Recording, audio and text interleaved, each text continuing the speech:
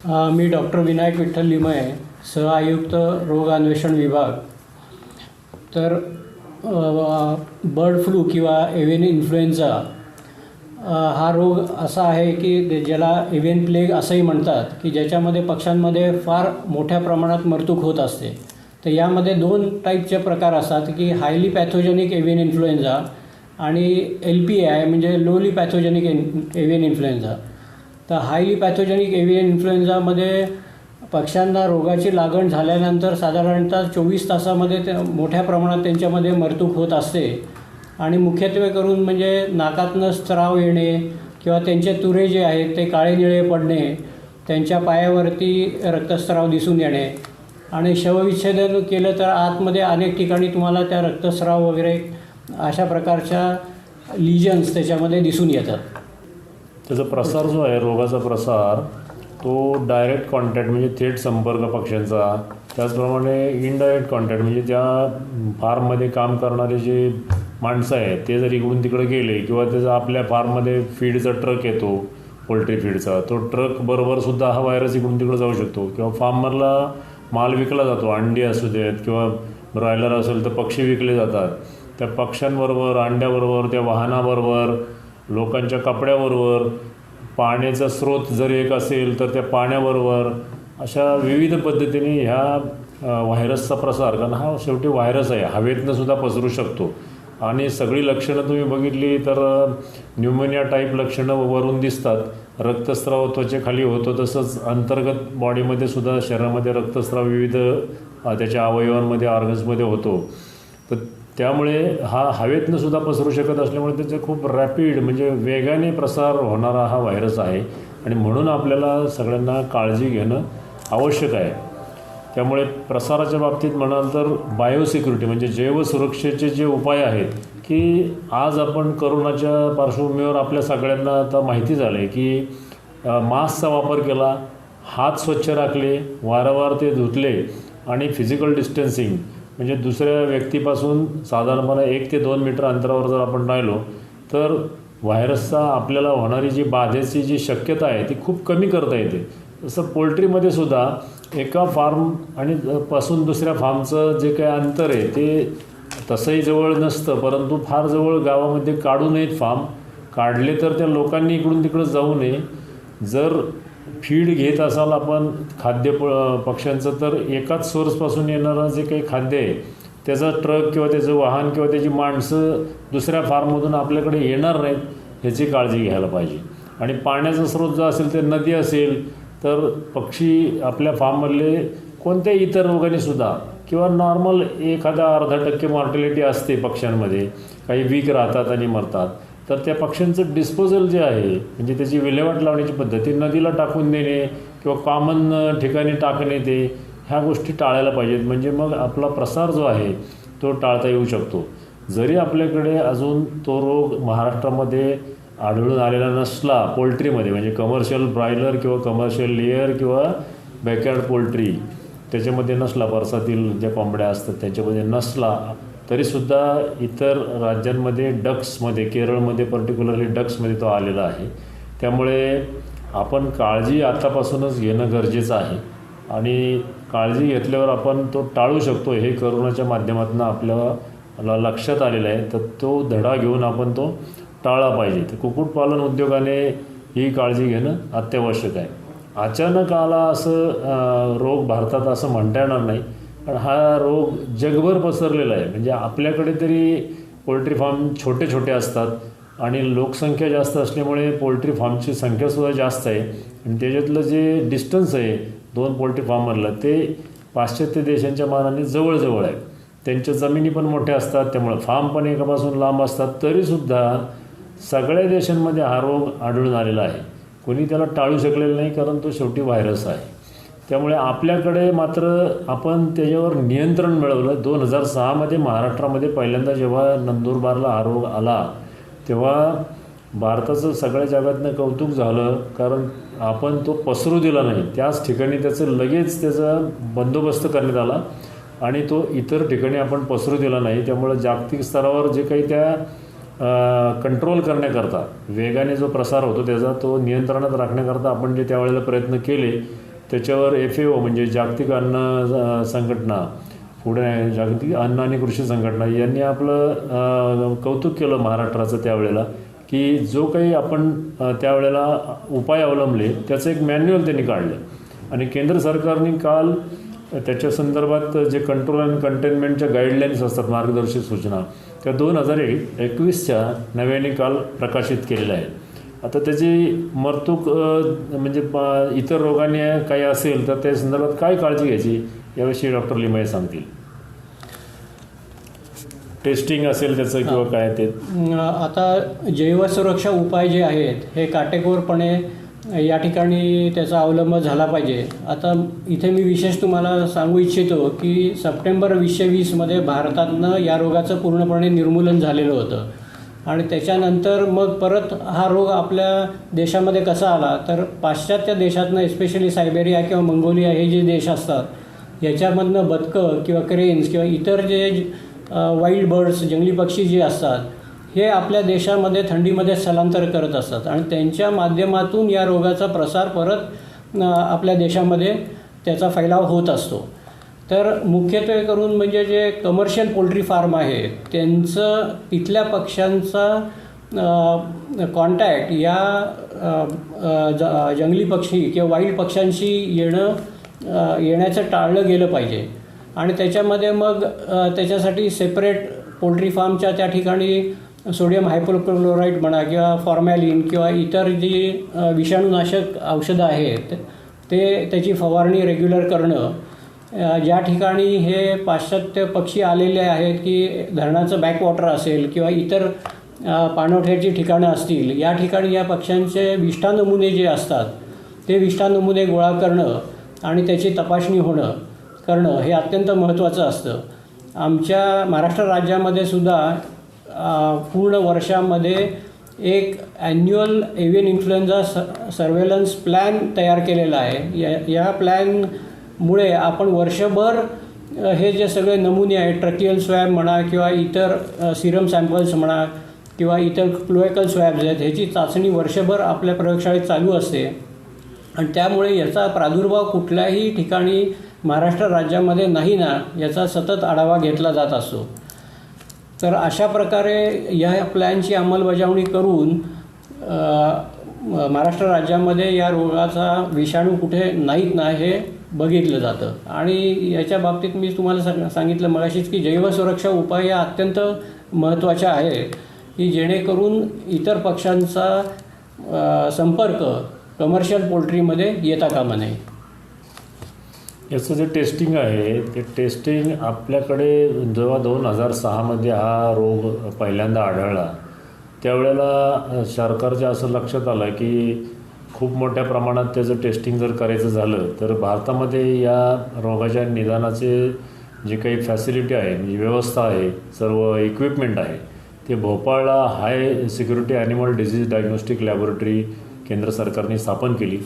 याच्यामध्ये हाय सिक्युरिटी म्हणण्याचं कारण असं आहे की कोणताही व्हायरस असलेला म्हणजे संशयास्पद एखादा पक्ष्याचा मृत्यू झाला आणि त्याचं समजा पोस्टमॉर्टम करायचं झालं तर ती बॉडी ओपन केल्यावर तो जो व्हायरस आहे तो वातावरणात पसरण्याची दाट शक्यता असते. मग त्या प्रयोगशाळेमध्ये अशी व्यवस्था करणं आवश्यक असतं की तिथं जे काम करणारे माणसं आहेत ते आता PPE किट आपल्याला सर्वांना माहीत झाले. ते PPE किट घालून माणसं तर तिथं काम करतात परंतु बॉडी त्या पक्ष्याची ओपन केल्यानंतर तो जो व्हायरस वातावरणात पसरतो तो तिथून बाहेर जाऊ नये अशी जी कन्स्ट्रक्शन त्या लॅबोरेटरीचं केलेलं असतं त्या पद्धतीने एकावर एक लेअरमध्ये. जसं अगदी अणुभट्टीमधून जसं किरणोत्सर्ग बाहेर होणार नाही याची जेवढी काळजी घ्यावी लागते त्याच्यापेक्षा किंबहुना जास्त काळजी इथं घ्यावी लागते म्हणून त्याला हाय security animal disease diagnostic laboratory असं नाव दिले. पण तो अशा लॅबोरेटरीज एकच लॅबोरेटरी कदाचित सफिशियंट पडणार नाही म्हणून जी कन्फर्मेटरी टेस्ट आहे त्याची सोय त्या ठिकाणी करण्यात आली. आणि आपल्या इथं पुणे औंधला जी लॅबोरेटरी आहे आपल्या शासनाची महाराष्ट्र राज्य शासनाची त्याला केंद्र शासनाने गुजरात, मध्य प्रदेश, दमण, दीव, गोवा आणि महाराष्ट्र या 5 राज्यांसाठी रेफरल लॅबोरेटरी म्हणून आपल्या लॅबोरेटरीला केंद्र शासनाने मान्यता दिलेली आहे. आणि या ठिकाणी मग आपण प्रायमरी टेस्टिंग करतो आणि जर प्रायमरी टेस्टिंगमध्ये निगेटिव्हच असेल सगळं तर मग पुढे टेस्टिंग करण्याची आवश्यकता भासत नाही. जर आपल्याला शंकास्पद वाटलं काही तर मग कन्फर्मेटरी टेस्टसाठी तो जो काही नमुना आहे, पक्षी आहे, तो भोपाळला पाठवण्यात येतो. अशा प्रकारे जरा विभागून त्यांनी त्याची टेस्टिंगची सोय केलेली आहे. आपल्या इथं ज्या टेस्टिंग केल्या जातात त्याच्यामध्ये एलायझा टेस्ट आपण करतो, जी की करोनाच्या संदर्भात अँटीजेन टेस्ट जी केली जाते त्याच्यापेक्षा थोडी वरच्या लेवलची टेस्ट आहे. आणि भोपाळला जी टेस्ट केली जाते ती कन्फर्मेटरी टेस्ट म्हणजे रिअल टाईम PCR टेस्ट केली जाते. त्याच्यातून मग अंतिम निदान पक्क होतं आणि त्यानंतरच तो रोग आहे का नाही हे कळणं शक्य होतं. आत्ता जे काही कावळ्यांमध्ये मृत्यू ठाण्यामध्ये वगैरे झाले तिथले सॅम्पल या लॅबमध्ये त्याच दिवशी घेण्यात आलेले आहेत. इतरही ठिकाणी आम्ही सर्व जिल्ह्यामध्ये आमचे जे काही कर्मचारी अधिकारी कार्यरत आहेत त्यांना सूचना दिलेल्या आहेत की जिथं जिथं संशयास्पद मॉर्टॅलिटी मरतूक पक्ष्यांमध्ये आढळून येईल, मग ते वाईल्ड बर्ड असोत किंवा पोल्ट्रीमधले बर्ड असोत, त्याचे सॅम्पल लॅबोरेटरीला त्वरित पाठवण्यात यावेत. तसंच लिमये साहेबांनी सांगितलं की जे मायग्रेटरी बर्ड्स असतात त्याच्यामधून हा पसरण्याचा धोका हा असतो आणि त्यामुळे मायग्रेटरी बर्डच्या संदर्भात फॉरेस्ट डिपार्टमेंट आणि पाणवठ्याजवळ हे बर्ड्स येत असल्यामुळे इरिगेशन डिपार्टमेंट या दोन्ही खात्यांना तशा सूचना आमच्याकडनं ऑलरेडी देण्यात आलेल्या आहेत. त्यामुळे जे बगळे होते त्यांचीसुद्धा सॅम्पल घेण्यात आलेले आहेत. त्याच ह्याच्यामध्ये पुढे जाऊन असं म्हणता येईल की जी काळजी घ्यायची त्याच्यामध्ये झाडंसुद्धा पोल्ट्री फार्मच्यावर झाडं असली नाहीत पाहिजे, ही सुद्धा सूचना आम्ही त्या दक्षतेच्या सूचनांमध्ये अंतर्भाव केलेला आहे. कारण झाड असलं की जे बगळे कावळे त्याच्यावर बसणार. कदाचित तुम्ही पोल्ट्रीमध्ये कावळा आत येणार नाही याची जाळी लावून वगैरे सोय करणार, परंतु झाड असेल तर त्याच्यावर कावळे बगळे बसणार, त्याचं ड्रॉपिंग जे आहे म्हणजे विष्ठा जी आहे ती खाली पडणार, कुठंतरी कॉन्टॅमिनेशन होणार. पाण्याची टाकी जर तुमची बाहेर असेल किंवा वर बांधलेली असेल त्याच्यावर झाकण नसेल तर त्याच्यातसुद्धा ती विष्ठा पडणार आणि त्या मार्गे जरी तुमच्या पोल्ट्रीत पक्षी स्वतः आला नाही तरीसुद्धा संसर्ग होऊ शकतो. तर ही बारीक बारीक ज्या गोष्टी त्याची काळजी शेतकऱ्यांनी किंवा पोल्ट्री फार्मर्सनी इथं घेणं आवश्यक आहे. आमच्याकडनं उपाययोजना म्हणजे सर्वेक्षण अलर्ट जारी केलेला आहे. पण कुठेही मॉर्टॅलिटी झाली तर आम्हाला लगेच त्याची इन्फॉर्मेशन तर मिळतेच, प्लस त्याचा सॅम्पल जो आहे तो ताबडतोब तिथून जे ट्रॅव्हलिंग टाईम आहे तेवढा टाईम फक्त घेऊन लगेच सॅम्पल आमच्या इथं आणण्याची व्यवस्था केलेली आहे. त्यामुळं शासनाकडनं जी काही काळजी घ्यायची ती घेतली आहे. आपल्या मागेसुद्धा जेव्हा बर्ड फ्लू प्रत्यक्षात 2006मध्ये आला तो माणसात झाला नाही.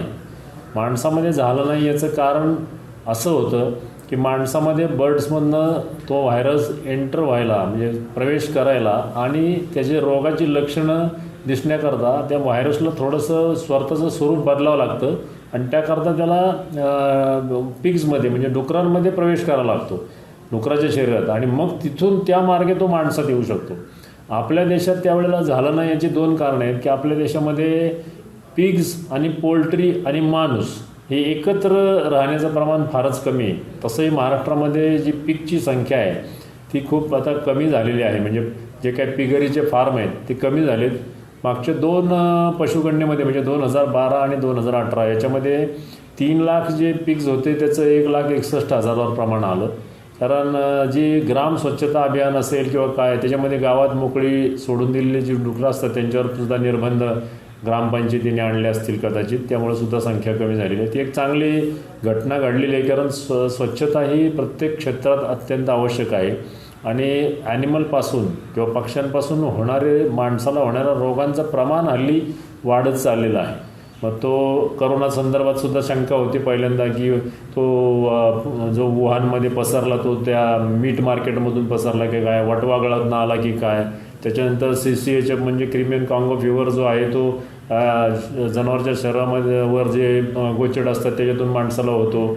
एकूणच हे प्रमाण वाढत चाललं आहे. त्याचासुद्धा अभ्यास आमच्या स्तरावर सुरूच आहे. वन हेल्थ प्रोग्राम केंद्र शासनाने जाहीर केला आहे. त्यासाठी वन हेल्थ म्हणजे जनावर असू माणूस असू पक्षी असू ह्या सगळ्यांना जे रोग होतात त्याचा एकत्रितरित्या अभ्यास केला जातो आणि मग ते पसरतात एकमेकापासून दुसऱ्याला कसे पसरतात त्याचा काय उपाययोजना आणि कंट्रोल जर करायचं तर फक्त माणसामध्ये औषध घेऊन चालणार नाही, ते इतर जनावरांशी सुद्धा संबंधित आहे.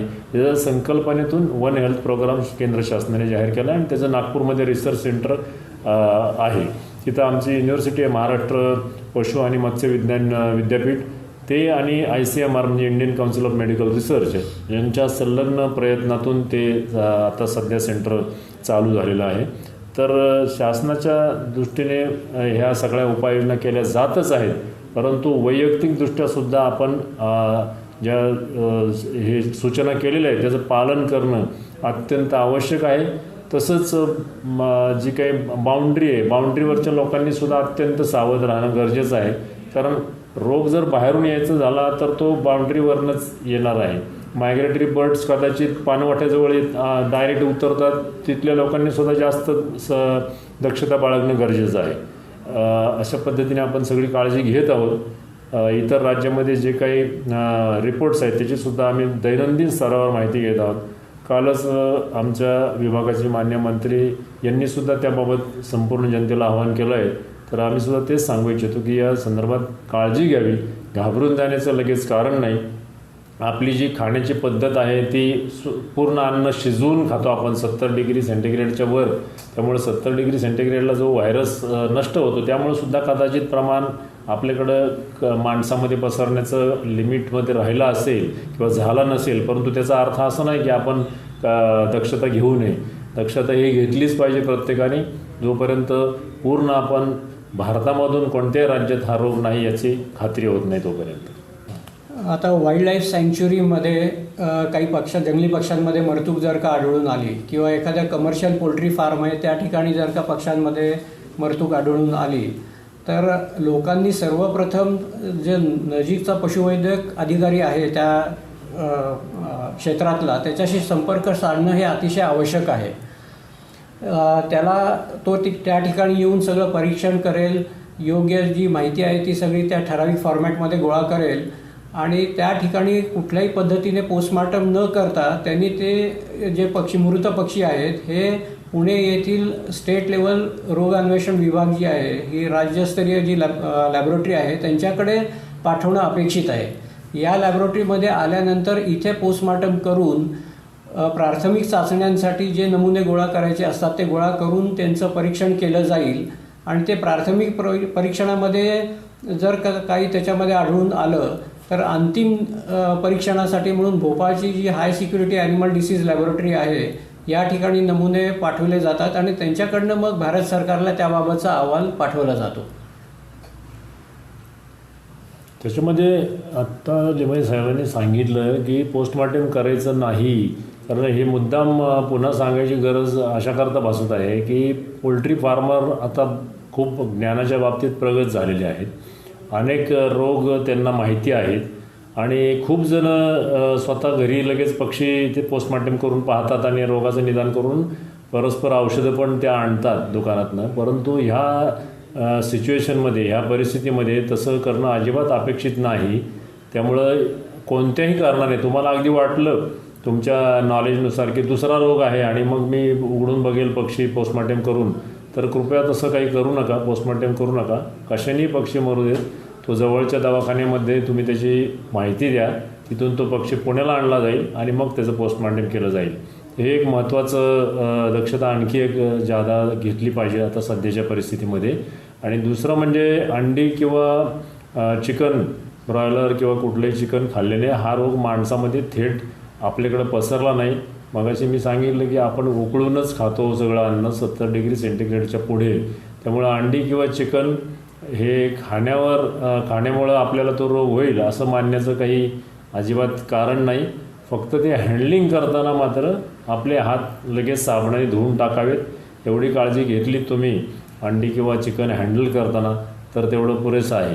त्यामुळे या बाबतीत लगेच घाबरून जाण्याची अजिबात गरज नाही आहे. दक्षता मात्र घेत राहायचं आहे. ती आपण शिकलेलोच आहोत आता कोरोनाच्या निमित्ताने, त्यामुळे ती आपल्याला फार त्याच्यामध्ये घाबरण्याचं कारण नाही. हे पुन्हा एकदा मी सर्वांच्या निदर्शनास आणू इच्छितो.